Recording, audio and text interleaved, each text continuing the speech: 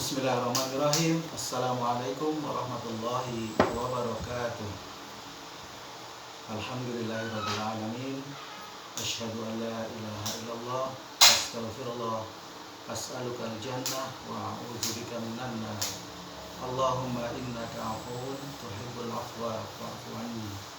Rabbi shrah li sadri wa yassir li amri wahlul 'uqdatam min lisani yafqahu qawli. Anak-anakku sekalian, bagaimana kabarnya?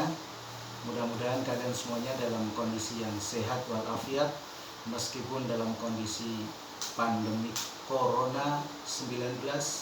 Mudah-mudahan kalian tetap dijaga oleh Allah, dan mudah-mudahan kalian tetap semangat untuk belajar. Anak-anakku semuanya, di dalam pesantren Ramadan kali ini, meskipun distancing sudah kita lakukan, PSBB sudah diterapkan, tetapi alhamdulillah Ramadan tetap menyapa kita dengan seluruh keistimewaannya. Apa keistimewaan bulan Ramadan? Keistimewaannya adalah pada bulan itu dibukalah semua pintu kebaikan selebar-lebarnya, ditutup semua keburukan serapat-rapatnya, dibuka pintu surga seluas-luasnya, dan ditutup pintu neraka serapat-rapatnya.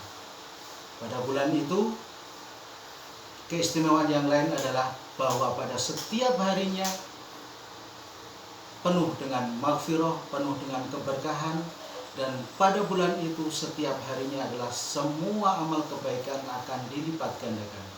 Dan yang perlu kalian ingat dan jangan sampai terlupakan, bahwa pada bulan Ramadan, bulan di mana Al-Quran diturunkan.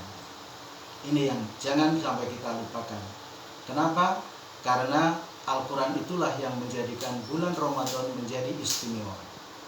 Sekarang coba kita bayangkan, seandainya Al-Quran turun ke hati kita, turun ke hati kalian, tentu kalian akan bisa menjadi anak-anak yang istimewa, generasi yang jempolan, generasi yang soleh, smart, dan talented.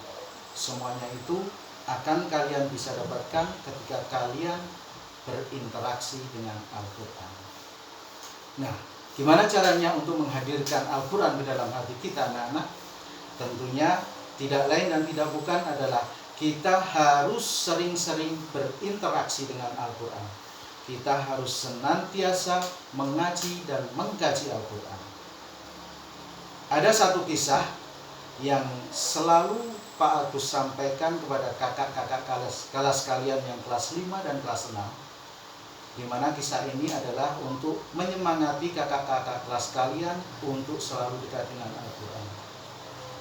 Ada seorang anak yang bertanya kepada kakeknya, "Kakek, apa manfaatnya aku membaca Al-Quran setiap hari kalau aku tidak tahu artinya? Apa kegunaannya, apa manfaatnya aku membaca Al-Quran setiap hari tanpa aku mengetahui makna yang aku baca?" Kakek itu menjawab dengan sebuah perbuatan. Diajarlah anak itu, cucunya itu, menuju ke suatu tempat, dan tidak lupa dia membawa satu buah keranjang bekas tempat sampah dan satu buah ember kecil untuk dijadikan bekal ke tempat tadi. Sampailah kakek dan cucu tadi ke sebuah sungai yang jernih airnya.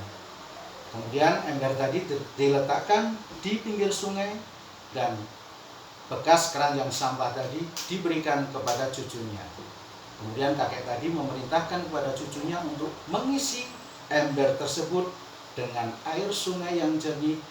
Alat yang digunakan adalah keranjang sampah tadi yang sudah kotor tentunya.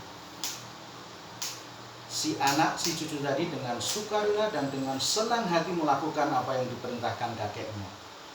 Sekali dia menceburkan keranjang sampah tadi, apa yang terjadi? Ternyata air yang dia tampung ke dalam keranjang tadi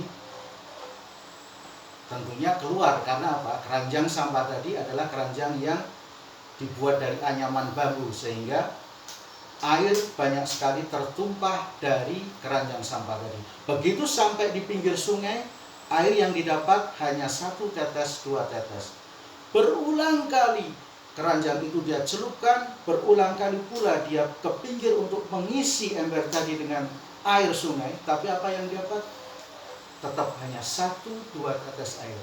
Akhirnya si anak tadi kelelahan dan kemudian dia duduk di sisi kakeknya. Kek, sepertinya perbuatan ini sia-sia deh, Kek. Coba, dari tadi aku mengulang perbuatan di mengumpulkan air yang masukkan ke dalam ember, tetapi apa yang dapat? Ember tadi tidak penuh, bahkan sepertiganya pun tidak terisi.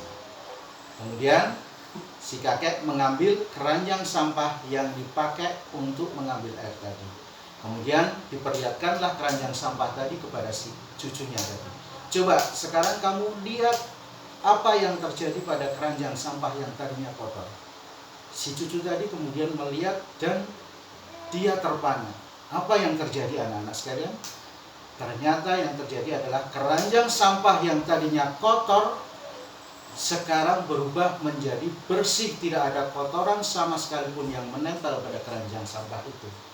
Nah, inti dari cerita tadi adalah bahwa meskipun kita tidak tahu makna apa yang kita baca dari Al-Quran, tetapi tanpa kita sadari, guyuran bacaan Al-Quran yang kita baca itu akan berpengaruh kepada hati kita. Setiap lantunan ayat yang kita baca dengan suara yang tartil itu akan berpengaruh kepada hati kita.